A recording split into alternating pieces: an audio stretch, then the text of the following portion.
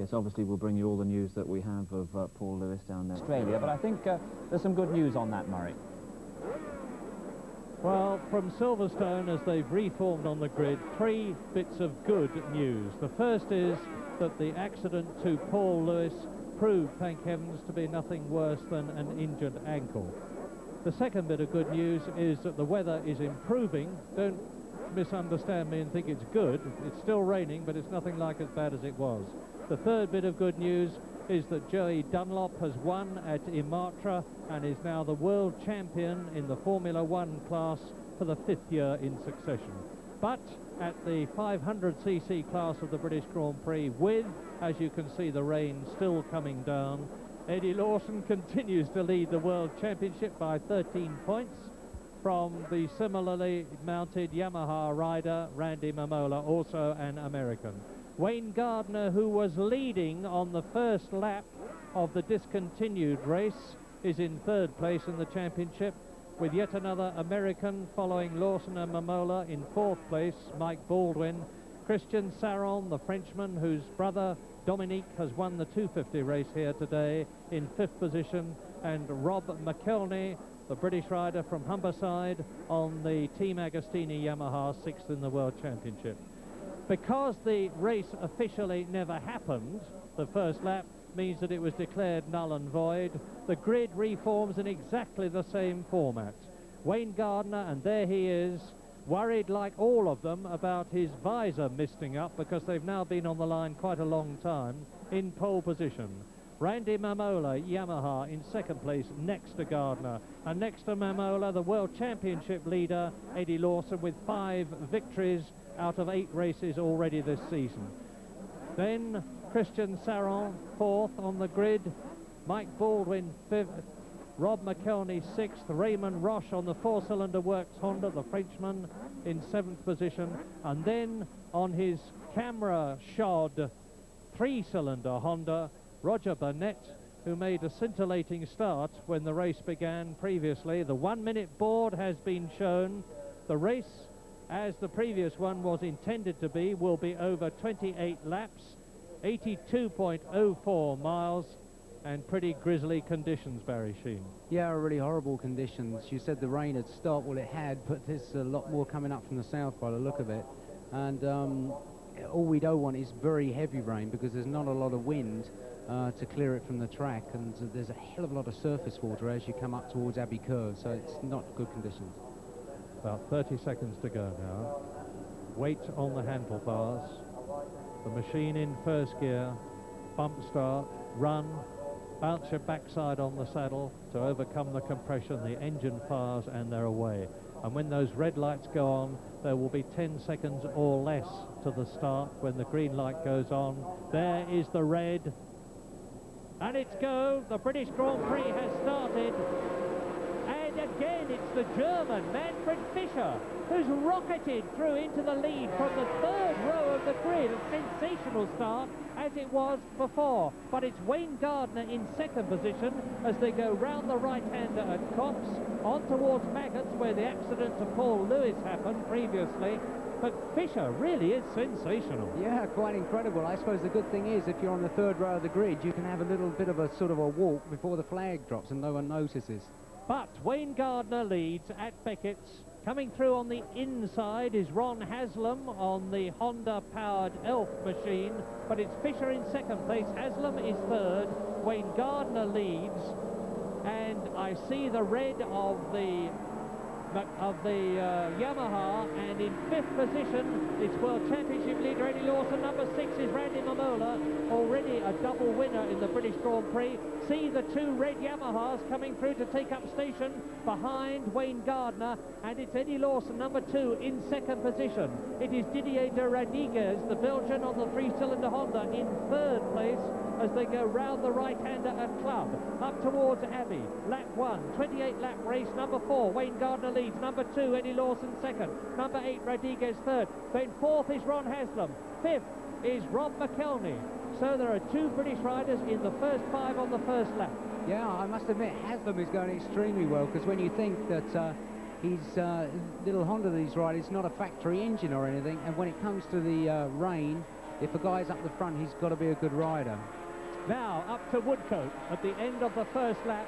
The Honda is definitely more difficult to ride than the Yamahas because all the power is at the top, and Wayne Gardner has already got, and I've started my stopwatch, a lead over Eddie Lawson of 2 seconds in 1 lap, with Rodriguez third, Haslam is fourth, McKelney is in 5th position, and in 6th place it's Raymond Roche. There is Lawson. You can see what the conditions are like, see the water underneath the tyres as they go round the right-hander at Copse, and Rodriguez, who demonstrated his class in the wet in the South African Grand Prix the year before last, his first 500cc Grand Prix ride, is right up with the World Championship leader, and there he is, Eddie Lawson, second, Rodriguez, number 8, in 3rd place, Haslam is still 4th, there's the Belgian. Didier is really outstanding in the wet. He's got a very smooth style. He doesn't leap all over the bike and sort of throw it into corners, and it pays dividends in the wet. And Rob McElhenney is up to 4th position. Now this really is a challenging race for McElhenney. He's in the best Mamola. McElhenney is in the Team Agostini outfit on the Works Yamaha, and the best he's been able to do so far in his season riding for a Works team is 3 4th places, and he will be looking for an improvement here at Silverstone, his home track in Britain. There he is, there's Lawson, De Rodriguez still 3rd, McElhenney in 4th position. This is lap 2 and Gardner leads. Mamola must have got a really bad start because he's struggling. He must be in 9th or 10th position. In conditions like this, it's a bad thing to do to get a bad start because you just can't see. The spray is terrible at the beginning of the race until it clears a little. Haslam dropping back a bit because now, as Randy Mamola, number 6, rounds the left-hander, Haslam is ahead of him, and so is Raymond Roche, and there is Mamola, and the order is Wayne Gardner streaking away, Lawson 2nd, De Rodriguez 3rd, 4th is McElhenney, and there is Roger Burnett with the camera on his Honda, and that's what he's seeing, well, almost what he's seeing. The camera is a bit lower than his head is, but he's going down into Copse. Yeah, and you go into Copse, it's, what about, in this weather, about an 80 or 90 mile an hour right-hander. It's a difficult corner to accelerate out of because you come very close to the curve. You can see it on your left there, and you must not touch it in conditions like this because it's like ice. You go up into a left-hand kink called, what is it now, Beckett's?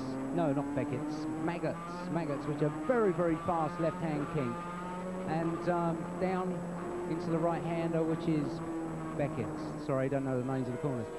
Beckett's, and then out of Beckett's into Chapel Curve, which is a very, very fast left-hand corner with a lot of water on the surface there, and then accelerating up into Hanger Straight. And Burnett, that we're with now, is in 11th place, and ahead of him and ahead of us is Randy Mamola, double British Grand Prix winner, in 10th position. There's the leader, and it's Wayne Gardner. Number 2, Eddie Lawson 2nd, and Wayne Gardner seems to have the race by the throat at the moment on lap 3 out of 28. Look at him go. There he is, the winner in Spain, the winner in Holland, 2 second places in Germany and Austria, 3rd in the World Championship, and he's riding superbly. That's Rodriguez, Didier de Rodriguez, who's come up from the 250 class, the Belgian, and is riding the 3-cylinder Honda. Yeah, I was talking to Didier yesterday, and he was praying for rain because he said his bike was handling so bad. The only time he stood a chance is if it poured with rain, so he's got his wish. Wayne Gardner's leading by over 3 seconds now, and then there's quite a gap from De Rodriguez to in 4th position now, Christian Saron. There is the Frenchman whose brother won the 250 race today. He's 4th. On the left is another Frenchman, and that is Raymond Roche, and sandwiched between them is Rob McElhenney on the big Yamaha, and he's starting to slip down the field a bit, I fear. Wayne Gardner leads.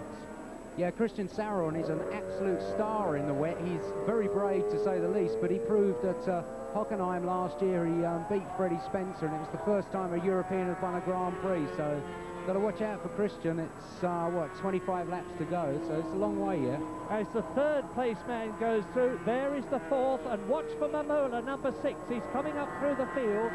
There is Saron, who is 4th. Behind him in a moment you'll see the red machine of Rob McElhenney, who is in 5th position. Now in 6th place is Raymond Roche, number 7. And then it's Randy Mamola, who is a bit of a rainmaster, but not as good as Wayne Gardner is today. And Mamola is in 8th place, and somebody nearly losing it there. Oh, that was Raymond Roche. It looked as if he went into the stow at the end of the hanger straight, and just as he went in, he lost the front end a bit. And what that does, it unsettles you, and his foot slipped off the footrest. But as luck would have it, it all turned out okay. And We've got to keep our eyes open for Christian Saron, because, as I say, Christian, if he stays upright, he's definitely going to be in the hunt. But look at this. There is the 6th place man, Roche, and crowding him is Ron Haslam on the 3-cylinder Honda-powered Elf. Look at the machine as it goes through. Look at the... Wait and see Haslam's machine, and well, the angle is wrong. Look at the front wheel, you see, it looks as though it's got no visible support, and it hasn't on that side. And it handles a little bit as if it doesn't have any visible... See? Well, you know, in all honesty, if Ron Haslam had a decent bike now, he's really got his head sorted out, and he's riding outstandingly well. Because, quite frankly, you stick anybody else on that bike, they wouldn't get to within 3 seconds of lap of what he's doing. 9th in the World Championship, Ron Haslam, and a 6th place in Holland. There's Rodriguez going through third, I'm sorry. There is Rob McElney in 5th position. 4th ahead of him is Christian Saron. And there they go. And on lap 5, out of 28, in the lead, it's still Wayne Gardner on the Honda. 2nd, still Eddie Lawson. In 3rd position, it's still De Rodriguez. In 4th position, it is Saron. You saw him, and here is the leader. And you see now the gap between Wayne Gardner and Eddie Lawson, and the gap in terms of time is 5.8 seconds. Rodriguez. I think you have to watch out for Eddie, because he's known as Steady Eddie. He really does think about his race, and he sort of plans a race, if you like. He uses his head a lot, and I think all he's doing now is just sort of settling down. It's terrible conditions, and he thinks, well, I've got a long race to go. I've got sort of 24 laps to go, so I don't think you'll see Eddie shine until there's about 10 laps left. Yes, and also, of course, not to make too fine a point of it, he wants to win, obviously, but at this juncture of the season, because we're in round 9 of the World Championship, he's vitally concerned with World Championship points. There he is. He's 13 points ahead of Mamola, who is behind him in the race, and he's a lot more than that ahead of Wayne Gardner, who is leading. So Lawson can afford to ride a very steady race. Yeah, and he will do, because, as I say, I think, brain-wise, he's definitely got it as far as that is concerned. He'll work it out and just do what he has to do. Here he comes, Wayne Gardner ahead, and Eddie Lawson, Upland, California he lives, and he's a protege of Kenny Roberts, the great 3-times world champion.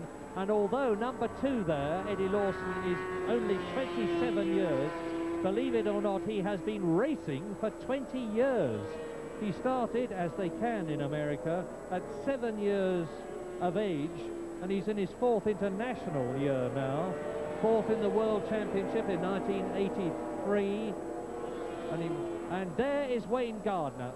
Look back, the distinctive style of Eddie Lawson, the distinctive red-painted Yamaha. In the background, De Rodriguez. Behind him, Christian Saron. And Saron is gaining. Number 3, Christian Saron, is catching number 8, Didier De Rodriguez. And Saron there is in 4th position, Yamaha. So it's a Honda leading and Yamaha's 2nd, 3rd and 4th. I think you'll find if Christian Saron catches Didier, which it looks like he's going to, then he'll really get the bit between his teeth and set out after Eddie. I don't know whether there's any team orders, after all they're both Yamahas, but knowing Christian, he'll have a good go. And there is De Rodriguez into the left. You can see with De Rodriguez's bike, the way the thing wriggles and jumps around. It's a tricky French frame. It doesn't seem to work too good. And as I say, Didier was praying for rain, and he's got his wish. The positions are static at the moment on lap 6 out of 28, with Wayne Gardner, who had such a scintillating first lap, leading.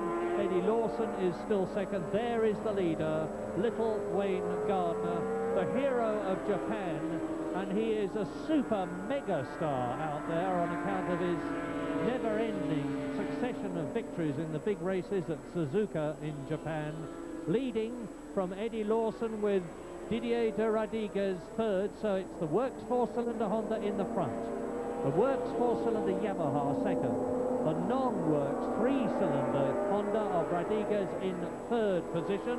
In fourth place, it's still Christian Saron. In fifth position, it is still Rob McElhenney. And in sixth place, it's Raymond Roche, ahead of Ron Haslam, who's going extremely well and is still ahead of Randy Mamola. And I expected him to be going a lot better. And you saw there that Saron has caught right up to de Rodriguez. There's McElhenney. There is Raymond Roche on the 4-cylinder Honda. Number 5 is Ron Haslam. Number 6 is Randy Mamola. And number 56 there, Helmut Schutz. The West German on the Honda has already been lapped. Yeah, it looks as if Eddie's easing back a little bit, because Wayne's pulling out a better lead, and the other two behind Eddie are pulling him in a little bit now.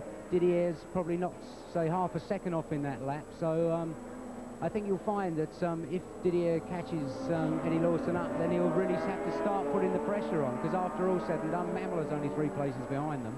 Yes, and I think there's going to be a change for third position soon. Wayne Gardner, number 4, lap 8, with the hopes of Honda resting on his shoulders.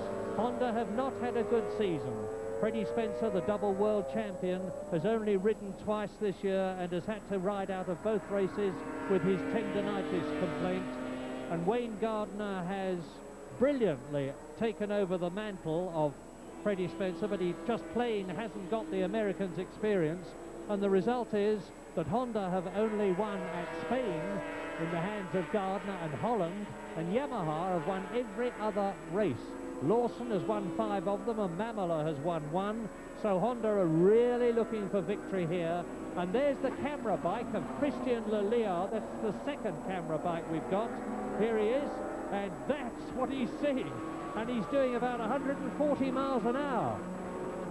This is the same kind of bike as Ron Haslam's riding, and as I say, it's a revolutionary bike. It's got so many new ideas on it, and to be quite honest, I don't think any of them work. British enthusiasts can stand and cheer, because the top privateer is Gary Lingham, the British rider, and he's riding this brand new carbon fibre Suzuki powered machine of his, which he's been responsible for the finance of the frame. There goes Wayne Gardner through to complete his 8th lap, 20 laps to go, and Saron loses it very badly. There's Saron. He's left. Christian Saron has lost control of his bike.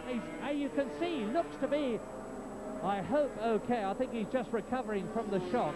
And that happened right in front of me. The Frenchman just lost it coming out of Woodcote, and he's shocked, but I trust non-injured. These days, all the riders wear back protectors. Yeah, they do, and it's a good thing, because Christian took a nasty tumble in. I didn't actually see the beginning of it, but it went sideways one way and then back the other, and there was no chance of hanging on to it. It's a sad thing with Christian. He almost does it to a script, you know. You should just take it a little bit easier. Well, thank heavens he's all right. That's the second nasty-looking fall. First of all, Paul Lewis in the first lap of the race, which was discontinued. And now Christian Saron out. And that means to say, of course, that up into third place has gone Didier de Rodriguez. Well, Rodriguez was third, so up into fourth place, I'm sorry, I'll get it right in a minute, has gone Rob McElhenney. So an improvement for the Englishman there by default. The rain bucketing down. There is the second place man, and look at the way Rodriguez is now with Eddie Lawson. It looks, by the way Eddie's riding, that he's just going to play it very, very safely. I was talking to Eddie yesterday or this morning, and he said that, look, I've got everything to lose and nothing to gain, so I'm just, whatever happens, I'm going to finish the race. And as you can see, Didier's taking full advantage of it. And he's taking full advantage of it by almost taking second place, and I think he may well be there at Copse. No, he's not. The superior acceleration of the Yamaha blasts an extra machine's length away, but Rodriguez fights back. He's going through on the inside. Well, the difficult thing with Didier is you see that Eddie Lawson's a really good rider. He takes the absolute perfect spot on line, so the only way Didier can get past, he can't get past down the straight because the Honda's not as quick as Eddie's bike, so the only way he can get past is dive up the inside, and the problem with doing that is you're going to run into a lot of puddles that people haven't been through, so tricky old situation.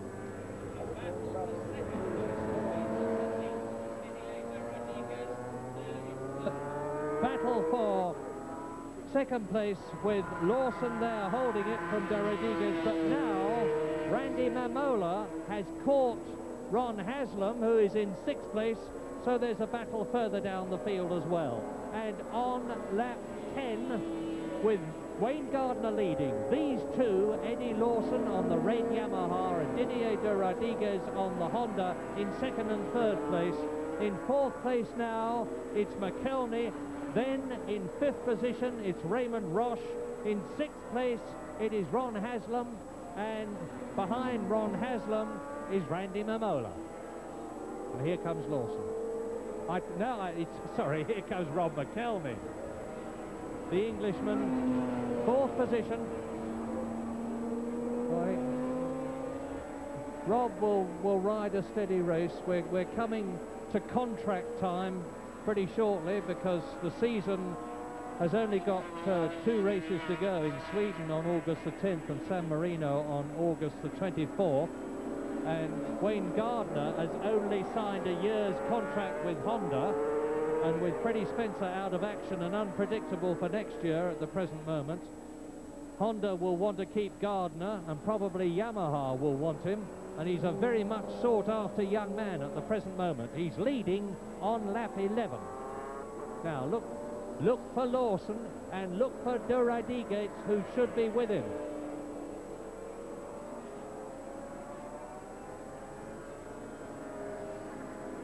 So this is always the battle when you're trying to catch somebody. You get stuck behind a back marker, and everything you fought for over the past 2 laps can be lost to you in one foul swoop. Dennis Ireland, the New Zealander, number 40 on his Suzuki, and De Rodriguez, who had scratched his way up to Eddie Lawson, has got to do it all again. I think the conditions this year are just as bad as they were in 1985. I didn't think in 1985, when I was standing here at Silverstone, I would be witnessing the same sort of race next year, but that is what unfortunately it's turned out to be. The heavy rain belt that's been slowly travelling across the countryside before our horrified eyes, because we knew it had to arrive here, has again arrived. We've had fluctuations in the rain during the afternoon from bad to terrible, and it's terrible now. And Rodriguez is still 3rd. 4th is still McKelney. 5th is still Raymond Roche. 6th is still Randy Mamola. 6th is Randy Mamola, and down to 7th has gone Ron Haslam. I think the thing is with the conditions this year, the only improvement on last year is the fact that last year there was about a 50-mile-an-hour wind blowing, and now it's only about a 10-mile-an-hour, but it's still pretty nasty conditions, to say the least. What goes through your mind, Barry, in conditions like this? Are you just grimly, desperately trying to stay aboard, or can you make an effort? No, I suppose you can only liken it sort of walking on ice. You know, you every step you take, you do it so carefully, and the main thing in the rain is to be smooth, you know, not to throw the bike into a corner, and to be precise. You know, if you're going to lay the bike into a corner, make sure you lay it in at the right time, because if you lay it in too early, you have to pick it up and lay it down again, and it just upsets the balance of it. Smoothness is the thing. And Wayne Gardner has just passed the Spanish rider Juan Garriga on the 4-cylinder Cachiva, and there's our camera bike with Wayne Gardner in front of it, and Laliard nearly losing it as he came out of the right-hander at Club.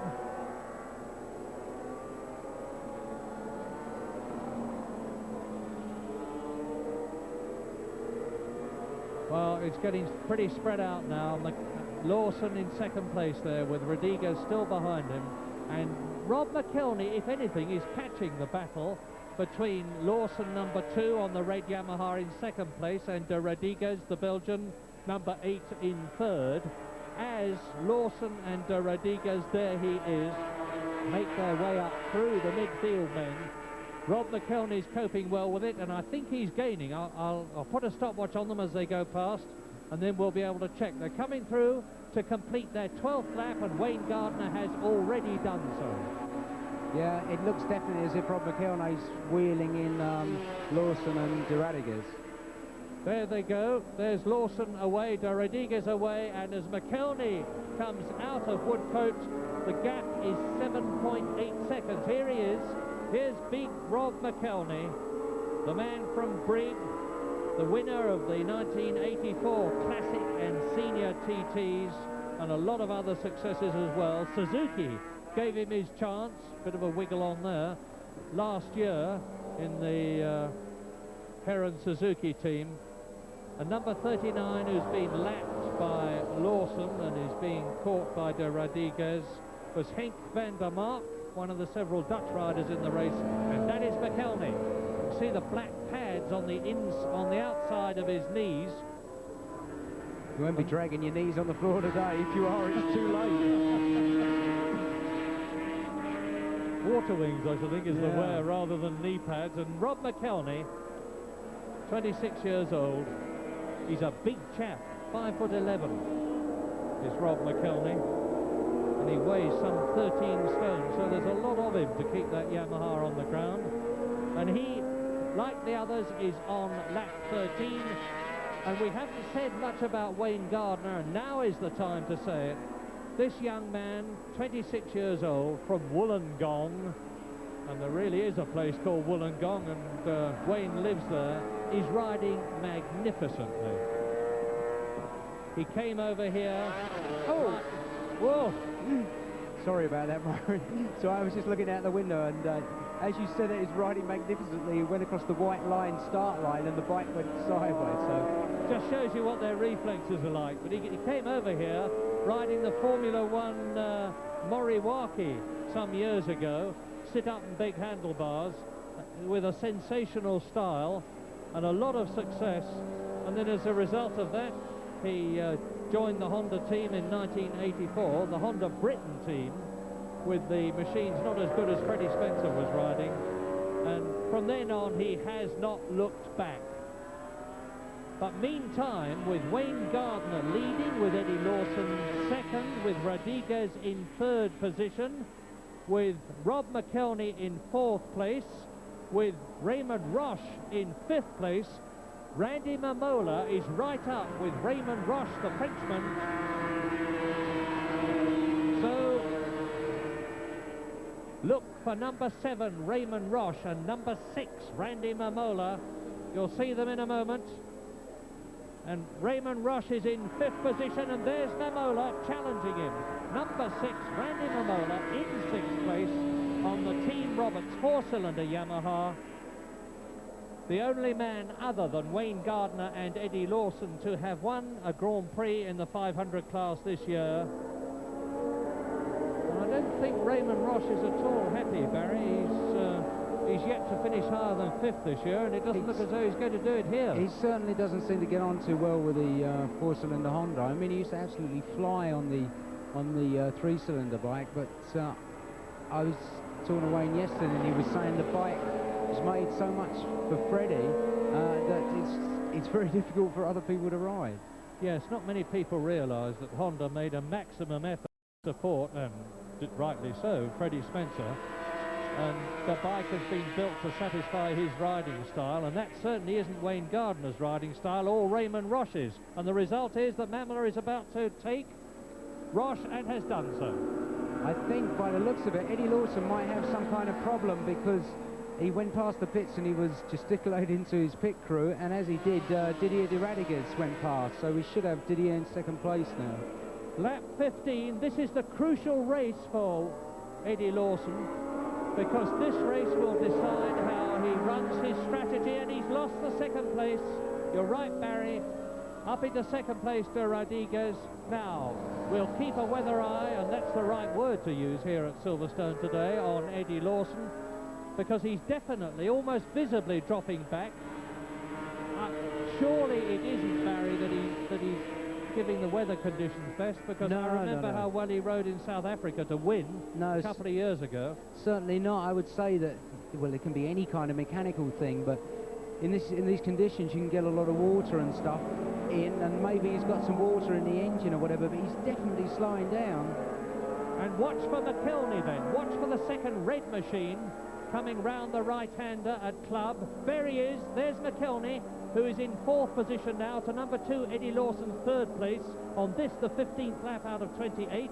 And not so very far behind McKelney is Randy Mamola. All of a sudden, the British Grand Prix is coming to life in these appalling conditions due to whatever problem Eddie Lawson has. There's McKelney going obviously faster. I wouldn't be at all surprised to see Eddie come into the pits. I don't know.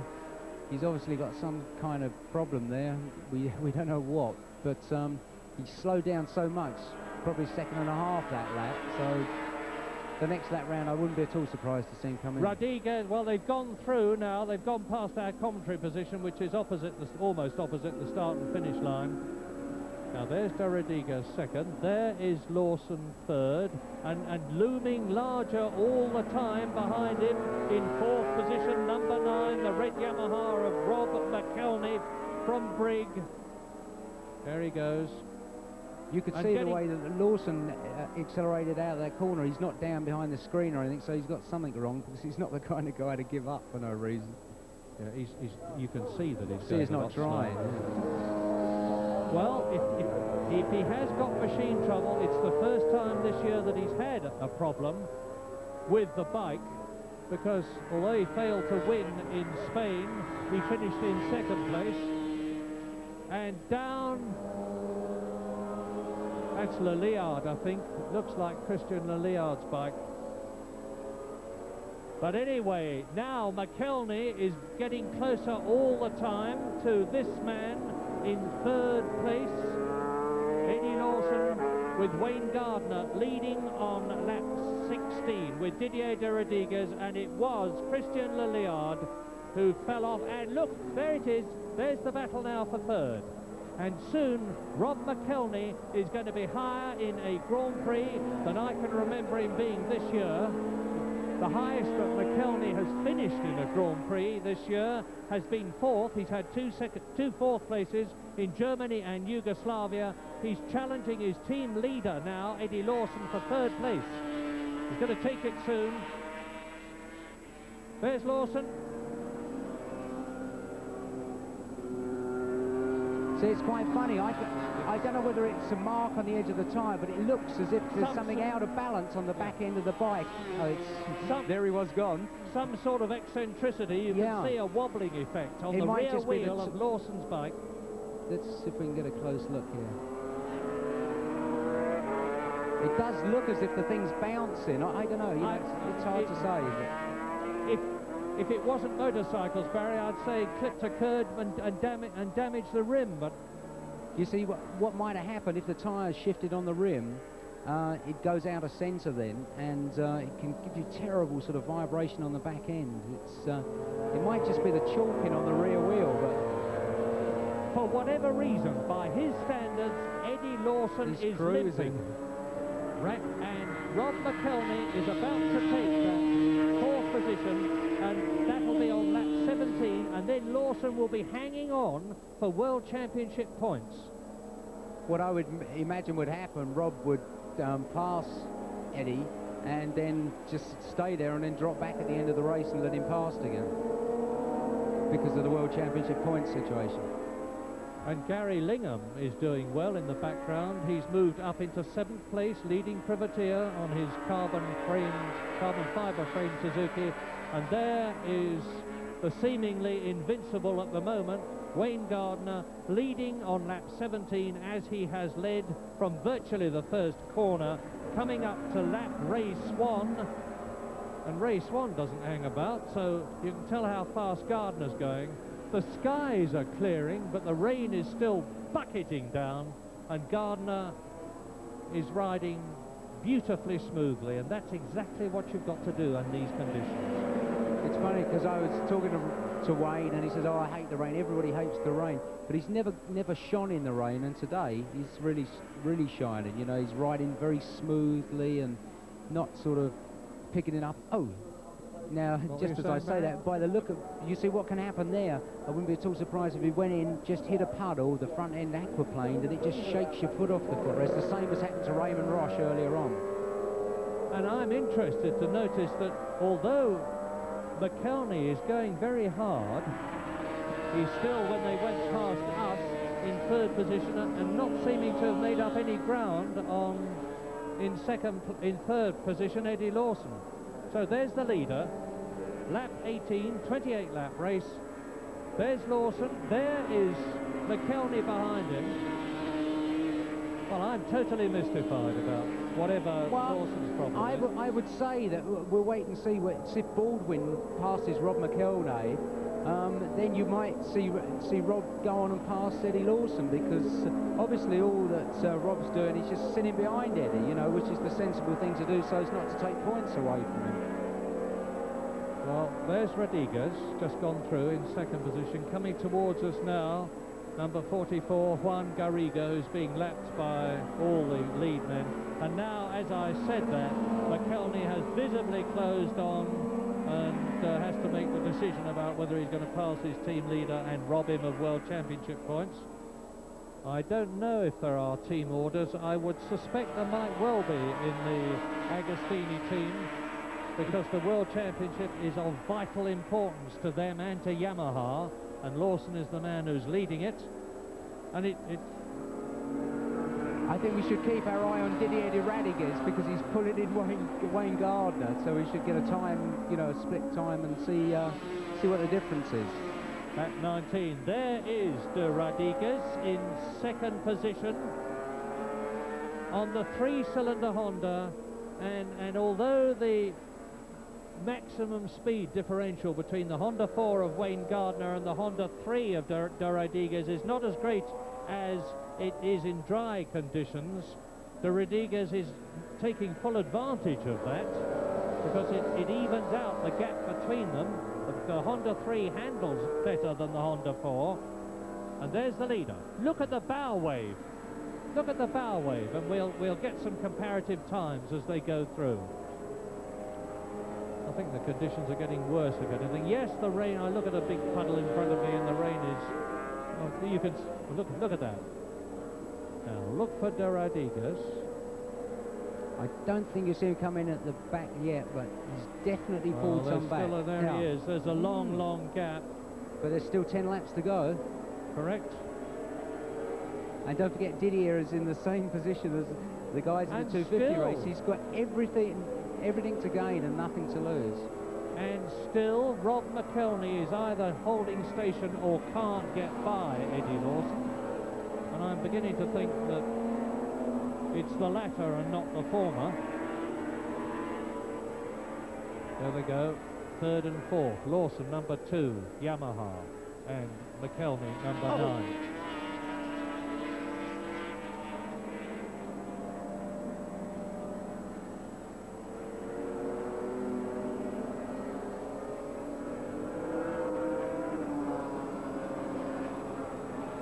Big burly Rob. And the time gap between the two of them is 2 seconds, 2.06 seconds.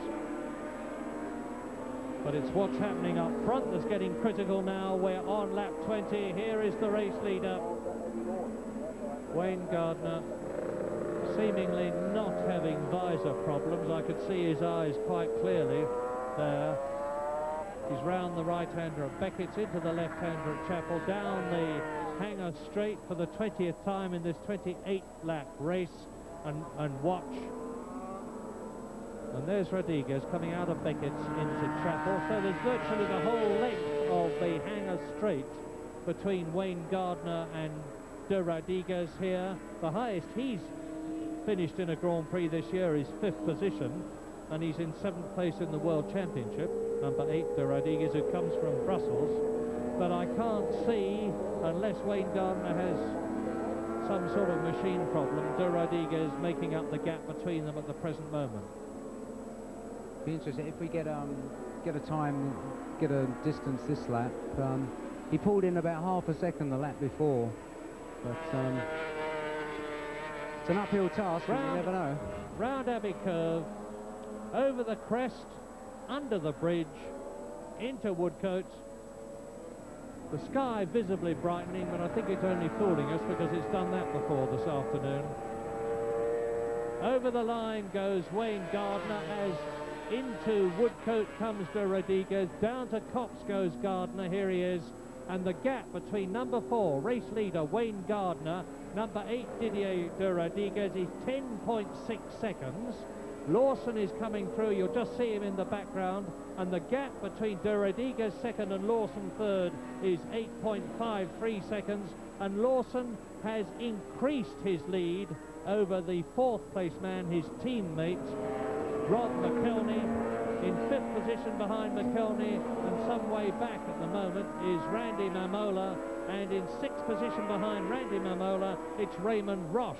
So it's very much the 4-cylinder works machines up front. I think Eddie may have had some problem that could have cleared by now, because he's definitely speeded up, and looks as if he's riding again. You know, if the thing was misfiring and suddenly cleared, that would explain it, but he's definitely going quicker now than he was.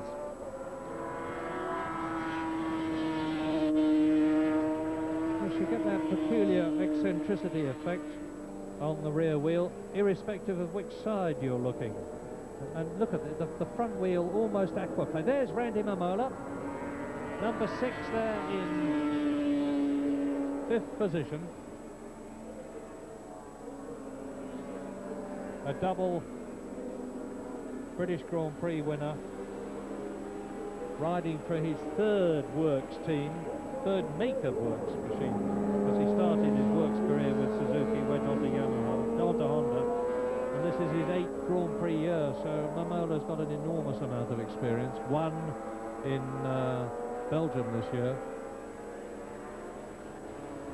Now let's get the gap between Gardner as he has gone through and Didier de Rodriguez as he crosses the line, and it is 8.4 seconds. 8.4 seconds. That's 2 seconds in one lap, and he's got 7 laps to go. He's reeling him in, and the gap between de Rodriguez and Lawson is 9.9 seconds. The gap between Lawson and McElney is 3.74 seconds. And now, here, watch this. Here's Lawson. Here's Wayne Gardner. 8 seconds lead. Lap 22, 28 lap race. What about signals? No chatting up between the pits and the rider in Grand Prix motorcycle racing.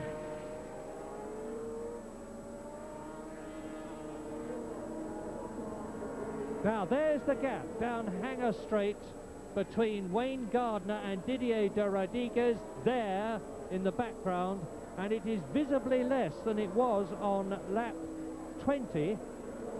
Trouble is, Didier's just stuck behind a back marker now, and it's can lose you 1.5 seconds in one foul swoop.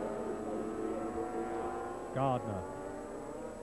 Now here comes the tail ender, and this is a good opportunity for de Rodriguez to get past him, and the man he's just passed is Alan Jeffrey on the Suzuki. On his way, de Rodriguez, 2nd place, lap 22. 6 laps to go at the end of this one. Wayne Gardner leads. Here he is, the winner in Holland, the winner in Spain, 2nd places in Germany, in Austria, 3rd in the championship. 15 points is he going to get? Now, I said the gap last time was 8 seconds. Gardner comes down to Copse, watch in the background, and you'll see de Rodriguez come out of Woodcote. He has done so, he crosses the line, and it's now 12 seconds. Oh dear. So Gardner has pulled away by 4 seconds in that one lap, and the positions for 3rd and 4th are absolutely static. Indeed, whatever Lawson's problem was seems to be disappearing, because there in 4th place is McElney, and Lawson is increasing the gap. And Lawson is pulling back a little bit on Didier by the look of it, so whatever it was, it's disappeared. 5th position, Randy Mamola. 6th position is Raymond Roche, and in 7th position is Gary Lingham. That's a terrific achievement. 26-year-old Gary Lingham from Eltham. That is an outstanding. When you think the guy's on a standard bike that anybody could, or a standard engine that anybody could buy, it's. I know he puts every ounce of money that he earns and more besides into his racing. It's a good try, Gary Lingham. Yes, Gary Lingham, as we watch Didier de Rodriguez in second position, like everybody who is not a works rider, is desperately looking for sponsorship, and my goodness, he needs it. He's sunk every penny that he's got into this new carbon fibre framed bike. Rodriguez goes away there. He's slipping back from Wayne Gardner, who is now on his 23rd lap, on his winning way, past the gigantic hangar-like building goes de Rodriguez. Over the line to complete his 23rd lap goes Gardner. Gary Lingham is coming into the pits. There he is. There's the carbon fibre frame bike I was telling you about. And the unfortunate Englishman who'd ridden up to 7th place, an absolutely terrific achievement, looks as though he's out of the race. And the gap now between Wayne Gardner and Didier de Rodriguez is 14 seconds. What a shame for Lingham.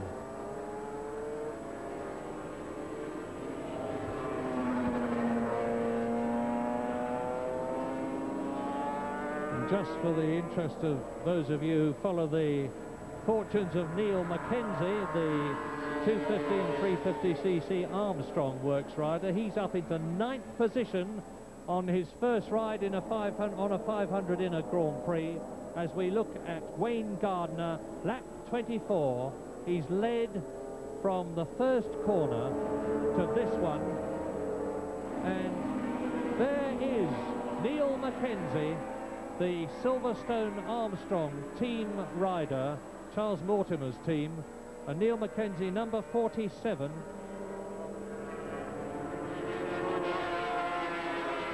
He's the British 250 and 350cc champion. He comes from Stirling. He broke a leg at Cadwell earlier on this season, so he's really making a terrific return to Grand Prix racing, particularly, as I say, as this is his first 500 ride in a race of this importance. Ron Haslam, number 5 there, riding through the picture, and Ron is in 8th position. Now, here are the positions as you look at Roger Burnett on lap 24. In the lead, Wayne Gardner. In second place, Didier de Rodriguez. In third position is Eddie Lawson. In fourth place is Rob McElney. In fifth position is Randy Mamola. In sixth position is Raymond Roche.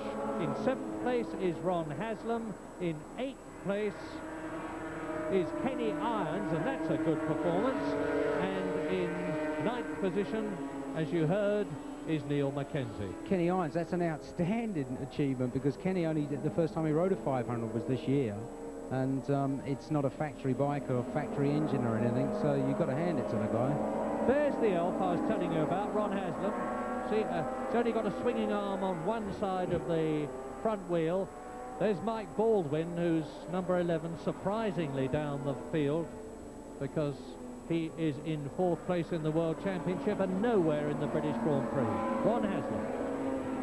What a pity Ron can't get a better ride. He was dropped by the Honda Works team at the end of 1985, in spite of some sterling rides. And although the little elf team tries very hard indeed, they haven't got the budget that they need to match the work the big Japanese. There's Ron Haslam, number 5. And we're now on lap 25 with 3 laps to go at the end of this one. Yeah, there's Kenny Irons, and boy, he's riding exceptionally well. When you think, Murray, that he'd never ridden a 500 before the beginning of this year.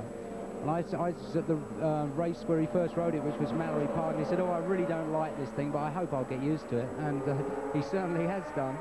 K.I. on his back, and he's chasing Ron Haslam jolly hard, because on the black machine in front of him, just going round the left-hander, number 5, there is Ron Haslam.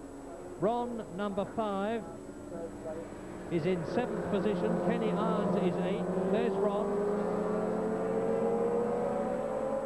I don't know what happened to Roger Bennett. He must have had some kind of problem, because he was going at the beginning of the race and then just disappeared off the scene. Down in about 12th position. Roger Bennett is still going well down the field in about 12th position.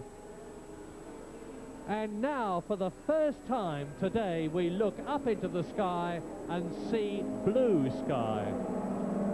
This would happen, of course, just as the race is in its closing stages. The weather forecast is proving to be absolutely spot on. The better weather that was forecast for late afternoon is developing, and Kenny Irons is right up with Haslam.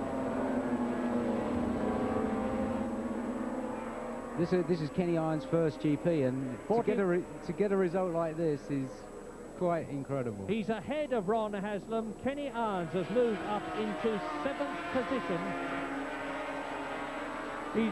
He's well up in the World Championship points, because you get points down to 10th position in motorcycle Grand Prix racing, and there he is, an absolutely superb performance. He's just in front of Neil Mackenzie, and Neil Mackenzie's on one of the sort of semi-factory Suzukis, the Skull Bandit Suzukis. So I think Kenny Irons is putting up an extremely good show. And he's not far off being lapped by Wayne Gardner, who's just completed his 26th lap. You'll see number 4. There he is. There is the leader, lapping number 10, Bert van Doelman. And his lead over Didier de Rodriguez is 12 seconds now. But Lawson is starting to catch de Rodriguez. In the closing stages of the British Grand Prix, number 8, Didier de Rodriguez, in 2nd position, is being caught slowly, maybe not quickly enough, but being caught nevertheless by number 2, Eddie Lawson, on the red Yamaha. There's Wayne Gardner, number 4, carving through the midfield men as he laps them again. There is Lawson. And ahead of Lawson, de Rodriguez. This is lap 27. This is the last lap but one. I don't think Lawson can possibly catch de Rodriguez. There is the Belgian. And is that Lawson in the background? Yeah, it was. Yeah. It is. Eddie Lawson can catch de Rodriguez. Steady Eddie has decided that now is the time to charge. Well, yeah, I think so. I'm sure that Eddie must have had some kind of problem, because he slowed down for 6 or 7 laps, then all of a sudden lit the thing up again. So whatever it was obviously cleared. And I wouldn't be at all surprised to see Eddie catch Didier, because the Yamaha's quite a lot quicker and handles a lot better. Well, and obviously Eddie's going to be trying all he can, because he knows Randy Mamela, who's 2nd in the World Championship, is in the race and very much in the points, so he'll be doing all he can. But here is Wayne Gardner completing his 27th lap into his 28th and last lap.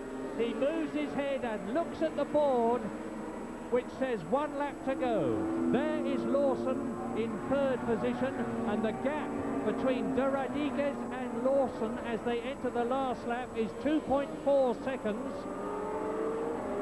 But Wayne Gardner is now on his way round to Maggots, on to Beckett's, round Chapel for the last time. He's at Beckett's now, and there's only about 1.5 miles between Wayne Gardner and the checkered flag at the end of the 500cc British Grand Prix. And if he takes it first, and I'm sure he will, it's going to be his 3rd World Championship Grand Prix win this year. Hello, looking back. Hope that's not trouble. I haven't seen him look back at all this race. Now, but what about the battle for 2nd position? Look for number 8, look for number 2, and there they are. I think Lawson can do it. I really do think Lawson can do it, because he's definitely on the quicker bike without any shadow of a doubt. It steers better, and if Didier's going to be stuck behind some back markers here, which will give Eddie the run which he needs. On the final run up the hill, horsepower is where it counts, and it's in the lap of the gods and the back markers, but I wouldn't be at all surprised to see Eddie do it. And with Wayne Gardner bursting out of Abbey Curve, approaching the Woodcote corner for the last time. Here he is over the crest. He's within sight of Woodcote corner. He's going to see the checkered flag in a moment. He is going to win the British Grand Prix, and the crowd rises, and he gets a terrific reception. But who is going to be second? Mike Baldwin, I think, got in Eddie's way a little bit, so I think well, Didier will just do it. It's De Rodriguez crossing the line in second place. Eddie Lawson is third. Rob McElhenney, a long way back now, is going to come through in fourth position on the second Team Agostini Yamaha. Fifth should be, in a moment, Randy Mamola, and in sixth position, Raymond Roche. But a truly famous victory for that man, Wayne Gardner. He did ride very, very well. There's no two ways about that. He was extremely smooth, and he used his head throughout. Very impressive. So, Wayne Gardner, who has more than served his racing apprenticeship, first of all in Australia, and then in Formula One racing here in Britain, before he got his Honda Britain ride, where he showed his class, so much so that he displaced Ron Haslam in the team, went on to become one of the top two Honda Japan supported riders with Freddie Spencer, and there is Randy Mamola. But Wayne Gardner now has taken over where Freddie Spencer left off, because last year the brilliant American Freddie Spencer won both the 250 and the 500 British Grand Prix. I think I saw Eddie Lawson pointed to his visor there. If you remember at the beginning of the race, said he didn't put any tape over it. It does look a bit strange that that if you can get a close-up of Eddie's visor, it looks as if it's really misted up a lot, and that would have explained why he had to slow down. What would have happened, though, Barry, to clear it? Because he was definitely going quicker in the closing stages. Well, maybe he could have opened the bottom of the visor, just pushed it up where the tape is, and got some fresh air in there. And just all you need is a little an inch space to see through, and maybe he got it. Well, Lawson, by taking second place ahead of Mamola, and Randy Mamola finished in fifth position, has increased his World Championship lead to 16 points, and Wayne Gardner has now moved into second place in the championship by displacing Mamola, with Baldwin fourth in the championship, Saron fifth and McElhenney sixth. But I say again, victory in the British Grand Prix for Wayne Gardner,